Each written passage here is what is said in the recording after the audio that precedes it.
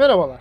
Ani kaçış manevrası veya halk arasında anılan adıyla geyik testi serimizin ticari araçlar grubunda yer alan ilk modelin testine hoş geldiniz. Bu testin gerçekleştirilebilmesi için gereken 3 geçiş istasyonu önceden belirlediğimiz standartlarda kurulduktan sonra aracımızla kaçış manevralarımıza başlıyoruz. Manevra öncesinde hızımızı sabitliyor ve ilk istasyonun girişi itibariyle hiçbir pedala dokunmuyoruz. Sadece direksiyon hareketleriyle yapılan kaçış manevrası sırasında aracın süspansiyon sistemi, şasisi ve ESP'si zorlu bir testten geçiyor.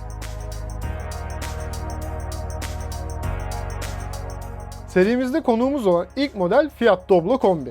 1.6 litre hacimli turbo dizel motorla donatılan araç 1420 kilogramlık boş ağırlığa sahip. Ayrıca 16 inç çaplı jantlar ve 195'e 60 R16 ölçülerinde lastikler de donanımda yer alıyor.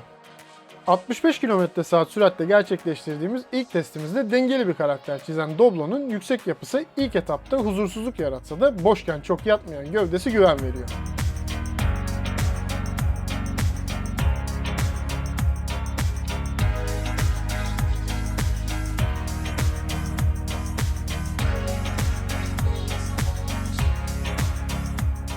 İki ve 3. havuzların girişinde devreye giren ESP, yerli ticarinin savrulmasını kolayca önleyebiliyor.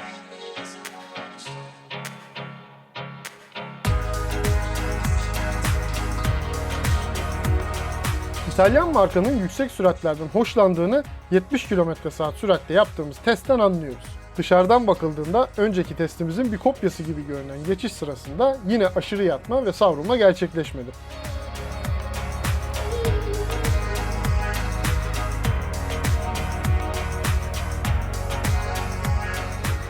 ESP'de yine 2. ve 3. havuzların girişinde devreye girip dengeyi rahat bir şekilde sağladı.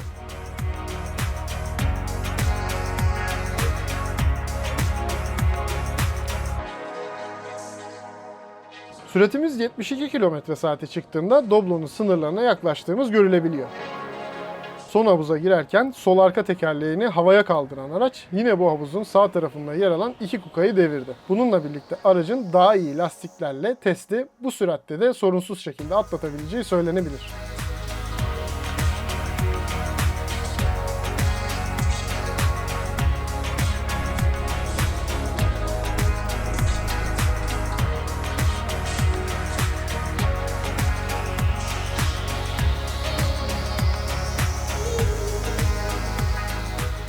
Süratimiz 75 km/saat'e ulaştığında ESP'nin çok daha uzun süre devrede kaldığını görebiliyoruz.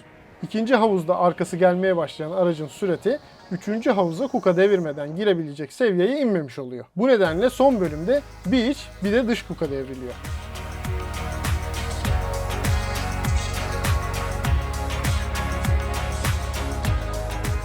Doblo'nun çok uzun turlu olmayan direksiyon sistemi manevrayı kolaylaştırıyor olsa da sınırlar aşıldığında onun da yapabileceği çok bir şey kalmıyor.